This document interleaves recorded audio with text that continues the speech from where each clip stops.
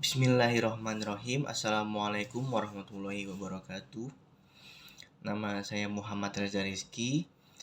Di sini saya akan menjelaskan bagaimana peran mahasiswa mengaplikasikan materi-materi yang sudah dipelajari ketika pembelajaran dalam kehidupan sehari-hari.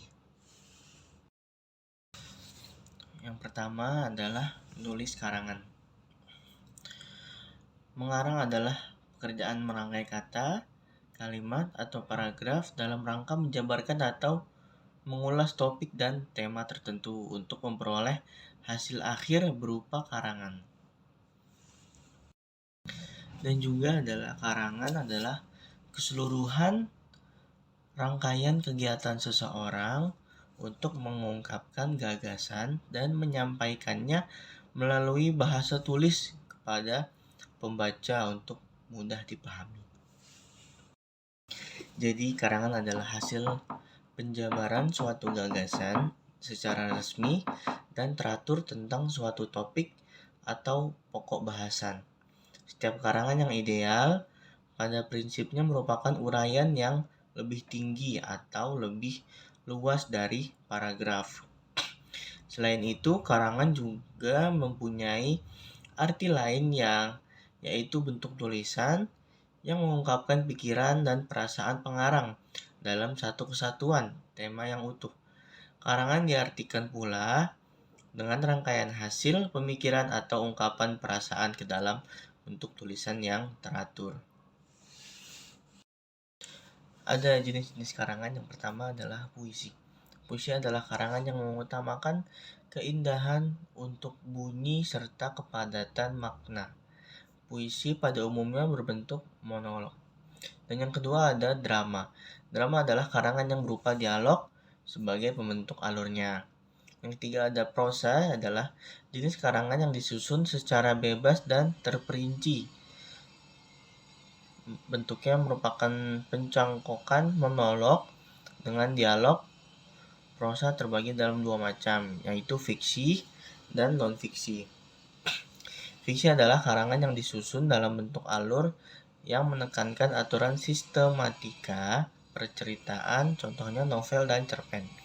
Non-fiksi adalah karangan yang menekankan aturan sistematika ilmiah dan aturan-aturan kelogisan, contohnya esai, laporan penelitian, dan biografi. Berdasarkan cara penyajiannya, karangan ada beberapa. Ada karangan narasi, ada karangan deskripsi, ada karangan eksposisi, ada karangan argumentasi, ada karangan persuasi.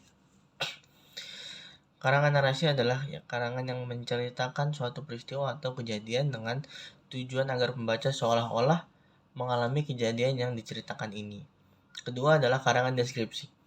Adalah karangan yang menggambarkan suatu objek dengan tujuan agar pembaca merasa seolah-olah melihat sendiri objek yang digambarkan itu. Tiga adalah karangan eksposisi, adalah karangan yang memaparkan sejumlah pengetahuan atau informasi. Tujuannya agar pembaca mendapat informasi dan pengetahuan dengan sejelas-jelasnya. Ketiga adalah karangan argumentasi, adalah karangan yang bertujuan untuk membuktikan suatu kebenaran sehingga pembaca meyakini kebenaran itu. Pembuktian memerlukan data dan fakta yang meyakinkan. Selanjutnya ada karangan persuasi. Karangan persuasi adalah karangan yang bertujuan untuk mengaruhi pembaca. Karangan ini memerlukan data sebagai penunjang. Berdasarkan masalah yang disajikannya ada karangan populer, karangan ilmiah populer, surat, dan karangan sastra. Karangan populer adalah karangan yang membahas peristiwa sehari-hari menggunakan ragam bahasa yang biasa digunakan masyarakat pada umumnya. Karangan ilmiah adalah karangan yang membahas masalah-masalah yang berkaitan dengan disiplin ilmu tertentu. Karangan ilmiah populer adalah karangan yang membahas masalah-masalah keilmuan dengan menggunakan ragam bahasa yang dipahami masyarakat pada umumnya. Kedua adalah surat. Surat merupakan karangan yang mengupas beragam persoalan dalam berbagai kepentingan tertentu. Dan terakhir ada karangan sastra, karangan yang berisi cerita, rakaan, dan bahasanya bahasa gaya cerita rasa yang indah. Cerita-cerita yang dinyatakan lebih bersifat individual. Selanjutnya ada penulisan karya tulis ilmiah. Karya tulis ilmiah merupakan laporan tertulis tentang hasil suatu kegiatan ilmiah. Sementara itu, kegiatan berpikir secara ilmiah sendiri hanya dapat dilakukan dengan cara meneliti fenomena yang menjadi subjek matter atau sasaran penelitian berdasarkan metodologi ilmiah. Ciri-ciri karya tulis ilmiah yang pertama ada mendalam, tuntas. Yang kedua ada objektif. Dan yang ketiga ada sistematis. Yang keempat cermat. Yang kelima lugas. Yang keenam itu tidak emosional. Yang ketujuh logis. Yang kedelapan jelas. Yang sembilan terbuka. Yang kesepuluh menggunakan bahasa yang baku. Langkah-langkah membuat karya tulis ilmiah. Yang pertama ada pemilihan topik. Yang kedua ada pembuatan outline, biasanya terdiri dari judul, bagian pendahuluan, bagian isi, dan bagian penutup. Klasifikasi penulisan karya tulis ilmiah yaitu pertama karya tulis ilmiah populer, yang kedua makalah, yang ketiga kertas kerja, yang keempat laporan penelitian, yang kelima skripsi, yang keenam tesis, yang ketujuh disertasi. Jadi penulisan karya tulis ilmiah itu bisa dalam bentuk bermacam-macam, seperti karya tulis ilmiah populer, makalah seperti yang biasa kita buat di kuliah, kertas kerja, laporan penelitian dari apa yang telah dia dapat dari penelitiannya, yang kelima skripsi, yang keenam tesis, dan yang ketujuh ada disertasi. Jadi penulisan karya tulis ilmiah itu benar-benar harus sesuai langkah-langkahnya, jadi tidak bisa langsung dalam penulisan karya tulis ilmiah. Jadi ada cara-caranya dan ada langkah-langkahnya apa saja yang harus dibuat. Pertama kali kita harus membuat yaitu pembuatan outline. Outline itu seperti judul, bagian pendahuluan, bagian isi, bagian penutup. Jadi dari pertama kita buat dulu judulnya. Judulnya itu apa? Judulnya apa yang kita inginkan untuk menulis itu judulnya apa? Ketika sudah sesuai judulnya dengan apa yang kita inginkan, baru kita buat pendahuluannya. Lalu ketika sudah membuat pendahuluannya yang masih termasuk dalam judul, yang selanjutnya kita buat bagian isinya. Dan isinya ini benar-benar dari hasil penelitian kita dari kejadian sebenarnya. Jadi seperti apa yang kita bahas itu sesuai dengan apa yang kita tuliskan gitu.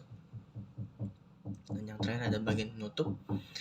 Bagian penutup di sini adalah bagian akhir dari penulisan karya tulis ilmiah. Jadi peran mahasiswa dalam mengaplikasikan materi-materi yang sudah dipelajari dalam kehidupan sehari-hari yaitu contohnya seperti karangan. Kita membuat karangan itu berdasarkan kehidupan sehari-hari kita atau berdasarkan dengan peristiwa yang sedang kita alami. Jadi bagaimana kita mengaplikasikannya yaitu dengan memakai bahasa-bahasa yang baik ketika kita berbicara dengan seseorang, ketika kita berbicara dengan orang tua. Kebiasaan berbicara itu akan menjadi kemudahan bagi kita untuk menulis sebuah karangan, untuk menulis sebuah karya tulis ilmiah. Karena dalam menulis sebuah karya tulis ilmiah atau menulis sebuah karangan itu pasti akan menggunakan bahasa yang baku atau bahasa yang baik istilahnya. Jadi ketika kita membiasakan untuk berbicara ketika sehari-hari, berbicara dengan bahasa yang baik, bahasa yang lembut, bahasa yang sopan kepada semua orang, kita akan mudah dalam mengerjakan sebuah karya tulis ilmiah itu karena kita sudah terbiasa memakai bahasa-bahasa yang baik. Jadi tidak bingung atau susah atau kesusahan ketika menulis karya tulis ilmiah itu karena kita sudah berbiasa menggunakan bahasa-bahasa yang baik dalam berbicara. Jadi sangat bermanfaat kita untuk berbicara di kehidupan sehari-hari kita menggunakan bahasa-bahasa yang baik karena itu juga akan bermanfaat bagi kehidupan kita dan bermanfaat bagi dalam penulisan karya tulis ilmiah kita. Begitu.